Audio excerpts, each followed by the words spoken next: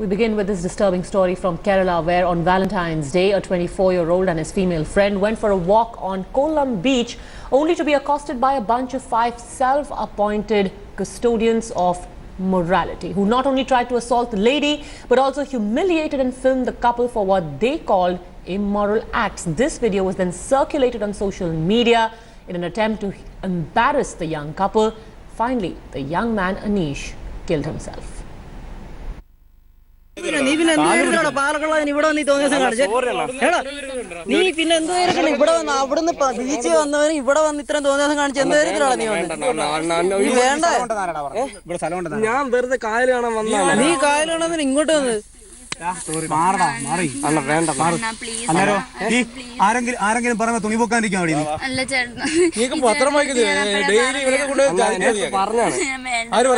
എന്ത് വേണ്ടെന്ന് പറഞ്ഞ നിനക്കെന്തടി? It's a story that you hear often in India. A bunch of men bullying and trying to shame young people who are just out to spend some time together. Except this time the moral policing has claimed a life. This boy, 23-year-old Anish, took his own life after he and a friend were subjected to assault and abuse on Valentine's Day.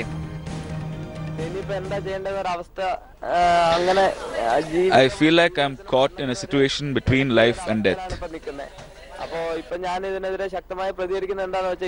I just want to make sure no one else has to suffer the same way that we have suffered.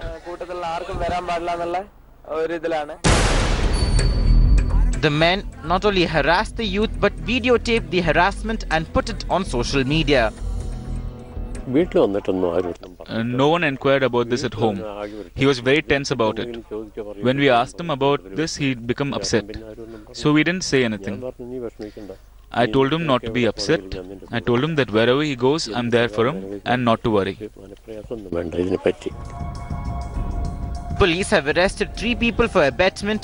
The State Human Rights Commission has sought a report from police in 3 weeks. Anish and his friend were bold enough to register a complaint and get the 5 moral policers arrested. But the damage was already done. The duo were harassed offline and online, which is believed to have pushed Anish to take this extreme step. This is not the first incident of moral policing in the most literate state of the country, but one can only hope and work to ensure that this remains the last such case. For India. In fact, just a week after Valentine's Day, when this particular attack had taken place in another part of Kerala, in fact in the state capital, another young couple were harassed, but this time it was by the cops. Vishnu and Aarti, instead of being cowed down, took to Facebook to live stream the bullying and the harassment that was happening to them. Their friend Jaljit now joins us live on 11 p.m. Jaljit, what goes through your mind when you see the manner in which this other couple, this young couple, was harassed and bullied in Kollam to the extent that he was forced to kill himself? Yeah, actually, I didn't wonder because in Kerala it's kind of like normal thing nowadays. Maybe I want to point out one thing. That I streamed live a police atrocity on February 12th at Kanakulu Palace, the same place where Aarti and Vishnu were bullied by the police. I myself have streamed a video showing 3 policewomen threatening couples one by one and making them get up and leave the place. Okay, and after that only I learned about Aarti and Vishnu got bullied by the police. And this is not again this is not the first incident at all in Kerala. And there are many victims who didn't even come up or ended their life. We don't know. And one couple from Alapi was also bullied like this in by police 2 years back. And maybe I would like to remind you about the moral policing issue by Sangh Parivar in Calicut, attacking a hotel and thus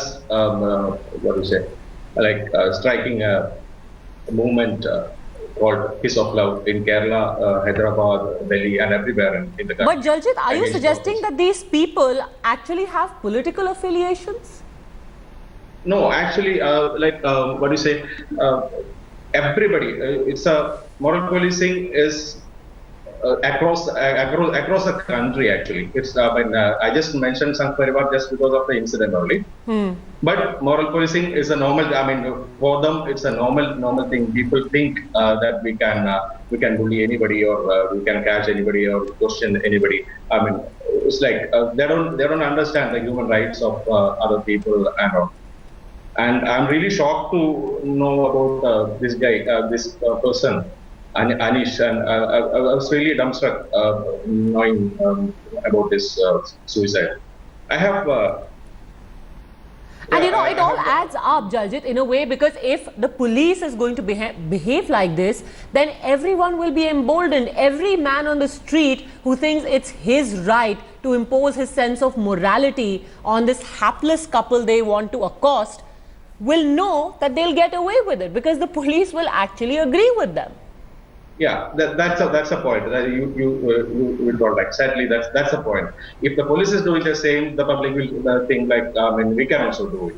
But after Arati and Vishnu's incident, Kerala Police State Chief came up with a Facebook post apologizing for the issue, and he said the law of the land is very clear, and no one has the right to disturb any couple anywhere, also in public places. Police is a law enforcement agency. It is not the moral keeper of society, and therefore, we in the police are to be conscious about or aware of our duties and responsibilities. And this is what he said. The Kerala Police Chief said day before yesterday. Of course, Aarti was really brave, and they decided to take to Facebook to embarrass the cops instead of being embarrassed. That's what the police was trying to do. Not everyone is as gutsy. Finally, I want to ask you, Jaljit, why Kerala? Because it is one of the most literate states. It is one of the most progressive states. Then how can the two mindsets coexist? Here are educated young people, literate, and yet they are in the 1910s as far as their mindset is concerned. How is this even possible? I don't have any clear answer for that, unfortunately. Even though education doesn't mean if you are educated, if you are an MBA or something, you still can carry that kind of a moral conscience, Victorian morality into you. We are our religion, everything is connected to us, right? Jaljit, thank you very much for speaking to India today. It's such a shame that I have one more thing to add. Yeah, go on, Jaljit. I'm really worried about the girl, the other girl who's with Anish that day, and there should be a support system, counseling or something for that particular victim. I'm really afraid what will happen to that particular girl. Absolutely, I couldn't agree more, and we're certainly hoping that at least now the government, if they can't stop these goons, because they are no moral police, they're just a bunch of bullies who are going around harassing people. If they couldn't rein in these goons, at least they will give the requisite support system to this girl who has now to deal not just with the harassment, its aftermath, but also the loss of her friend. Thank you very much, Jaljit, for speaking to India today. Let's shift our focus now to Delhi, where it's a virtual shutdown for several Delhi University colleges after the Ramjas College violence broke out on the 22nd of this month. The genesis of this violence, the protest, was an invitation extended to JNU students Umar Khalid and Shehla Rashid to address a seminar on culture of protest. This seminar was opposed, or rather the presence of these two was opposed by the BJP student wing, ABVP, leading to disruption of the seminar and also classes in other colleges. Take a look.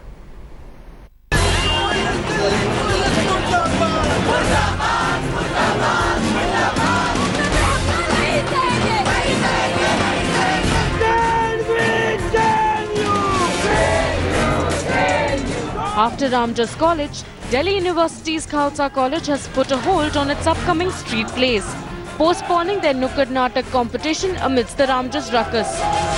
DUSU की तरफ से भी जब DUSU president की हमारी college principal से बात हुई फ़ोन पर, ऐसा सिचुएशन हमें जो पता चला कि वो कह रहे थे कि अगर उनके हिसाब से ऐसा कोई आइडिया इन नाटकों में है जो उनको रास नहीं आता है, तो वो स्टूडेंट्स और टीचर्स की सिक्योरिटी की गारंटी नहीं दे सकते। Given the situation in the University of Delhi, given the delicate clashes that have, the delicate situation in view of the clashes that have taken place in the campus, the students, in fact, and some of the teachers, they approached me, and we jointly resolved, after speaking to many people, including the DUSU president, Delhi police.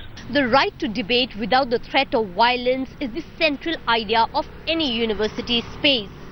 The purpose to generate dialogue, especially geographically and culturally, in a diverse country like us.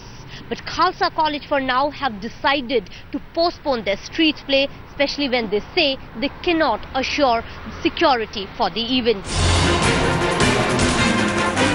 As two voices emerge, did Khalsa College buckle under sudden pressure remains a question. Meanwhile, Ramjas College formed a panel of its staff and workers to ensure peace in the campus. बिल्कुल शांतिपूर्ण वातावरण है। हम कर्मचारियों ने, जिन्हें मैं president हूँ कर्मचारी यूनियन का, सेक्रेटरी और ट्रेजर हैं, माहौल शांतिपूर्ण है और कर्मचारियों ने अपील करी है, टीचिंग ने अपील करी है कि शांति को बनाए रखें और कॉलेज के अंदर हमारे आज के तारीख में बिल्कुल शांतिपूर्ण वातावरण है। Violence erupted on the campus on Wednesday after JNU students Umar Khalid and Shaila Rashid were denied entry after being invited for a seminar at the college. Staff members have said the situation have changed now and things are back to normalcy. They are expecting from Monday normal class will be back again. For now, they made a delegation to say that the students shouldn't get into any kind of protest or violent protest, but should express their views in a normal and peaceful manner. With camera person Pradeep Swain, this is Parveena, Delhi, India Today.